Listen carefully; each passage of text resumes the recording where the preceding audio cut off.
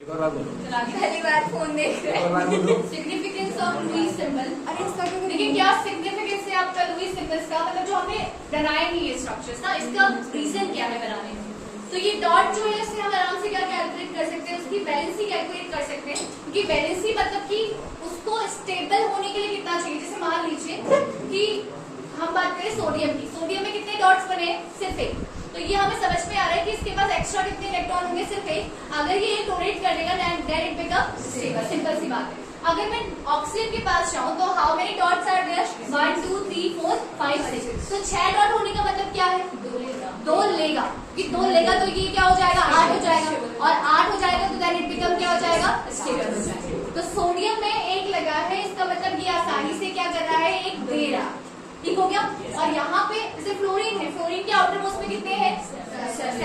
1 2 3 4 5 6 7 है। तो स्टेबल होने के लिए कितना होता है, 8 होता है। तो 7 में 8 में से 7 माइनस क्या कितना हुआ, 1। इसका मतलब इसको 1 क्या है, चाहिए। तो समझ में आ रही है बात, क्या नहीं आ रही है कि डॉट जो स्ट्रक्चर्स आपने बनाए हैं, लुईस स्ट्रक्चर्स जो एक्चुअली आपने बनाए हैं, वो हमें बता रहे हैं कि वैलेंसी कितनी होगी। तो तुम्हें पता है कि 0 से 1 से लेकर क्या होता है 4 तक। हाँ, एनी पॉजिटिव का कुछ नहीं होगा ना, वैलेंसी से तो 1 इलेक्ट्रॉन दे दिया, now it become stable. Any positive में नहीं होगा, एनी पॉजिटिव में आउटर मोस्ट में नहीं दिखाओगे ना, एनी में दिखाओगे वैलेंसी 1 दिखाओगे। समझ में आ गई बात या नहीं आ गई। तो उसका वैसे भी बनाने को नहीं आएगा। एनी पॉजिटिव मतलब 2 कितना हो गया आपका 1। तो आपने सिर्फ क्या लिख देना है उसको, एनी क्या लिख देना है, पॉजिटिव। इसका मतलब समझ में आ गया कि जो उसके पास 1 आउटर मोस्ट में था वो आपने क्या कर दिया, उसका डोनेट कर दिया। ठीक है। तो लुईस स्ट्रक्चर को बनाने का मतलब समझ में आया। एनी पॉजिटिव का क्यों नहीं बनाने के लिए आएगा, क्योंकि लुईस स्ट्रक्चर हमें दिखा रहा है वो स्टेबल हो गया, करेक्ट। क्योंकि वो क्या हो गया आपका, स्टेबल हो। स्ट्रक्चर को बनाने का रीजन क्या है, ये दिखाना कि कितने इलेक्ट्रॉन को देके या कितने इलेक्ट्रॉन लेके वो क्या बनेगा, स्टेबल बनेगा। That is the significance. Argon का बनाया इसलिए है कि उसका स्ट्रक्चर दिखाया है।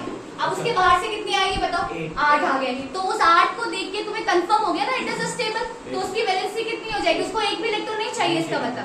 तो वो उसे रिप्रेजेंट कर रहा है। अब एनी पॉजिटिव में 1 तो था ना उसके पास, वो 1 उसने क्या किया, दे दिया। तो अगर तुम उसको एनी पॉजिटिव लिख रहे हो तो इट मींस कि उसके पास 1 था और वो 1 क्या कर दिया है, डोनेट कर दिया। अब आर्गन में तुमने 8 बना दिए, ठीक है। तो इसका मतलब क्या है बताओ, उसके पास ऑलरेडी कितने हैं, 8 हैं। ना उसको लेने की जरूरत है, ना ही उसको देने की जरूरत है। सिग्निफिकेंस समझ में आया।